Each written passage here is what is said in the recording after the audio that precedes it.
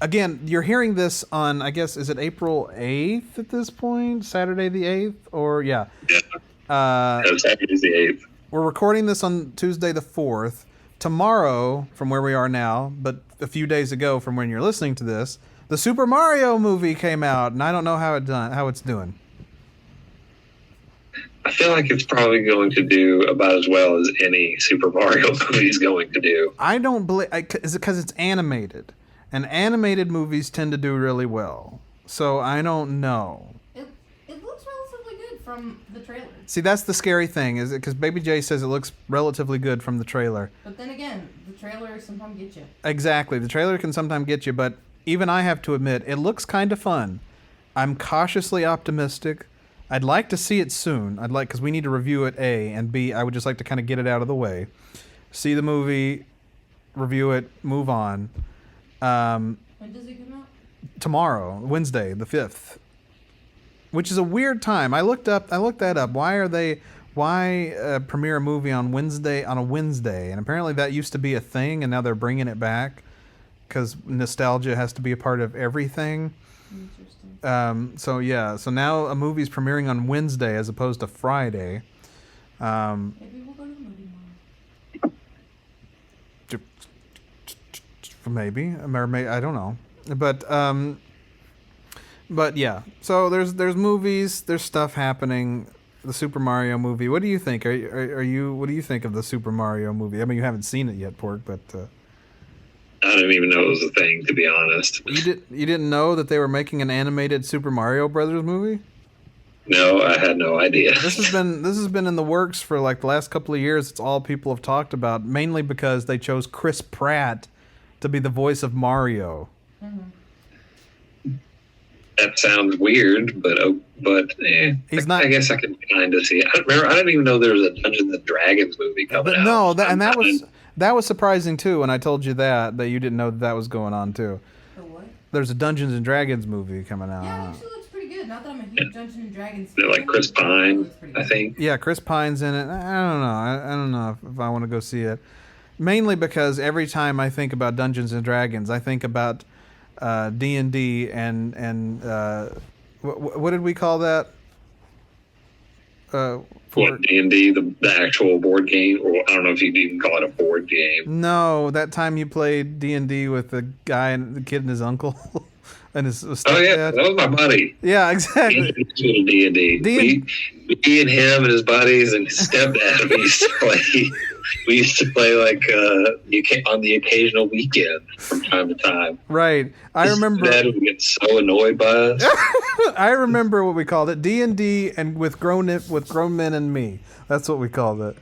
Yeah, basically. Yeah. It was an apartment complex full of nerds.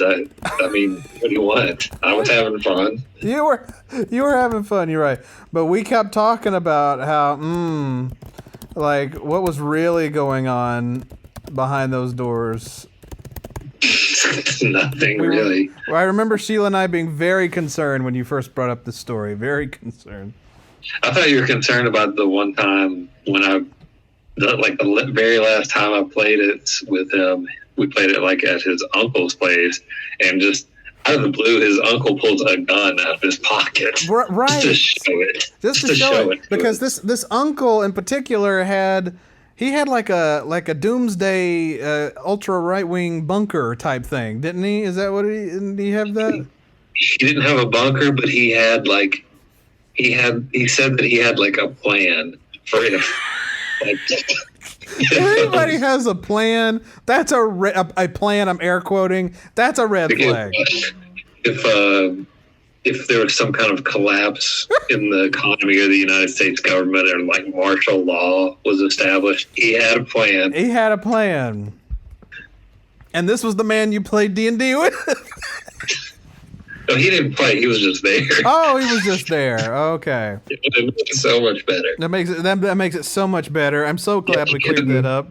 He didn't have time to play D&D. He had to, he had to maintain his plan. He had to round up all the canned foods. He had to get the bunker ready. I think he did have like freeze-dried food. Yeah. And he did bring up the possibility of like killing squirrels for food. That If was- it came to that, I So, remember you talking something about squirrels. I'm like, you shouldn't have been. He probably, that's why I was like, yeah, you could probably like kill a squirrel if you needed to. It was just like, so okay. I just remember sitting there thinking pork shouldn't have been around this man. Things could have been gotten bad. He was friendly. Oh, I was sure. just like, he was weird.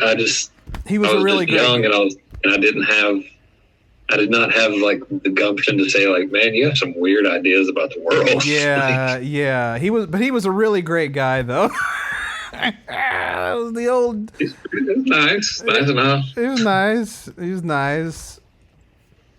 But what was best about that story is that we got answers, and you didn't have to ask questions.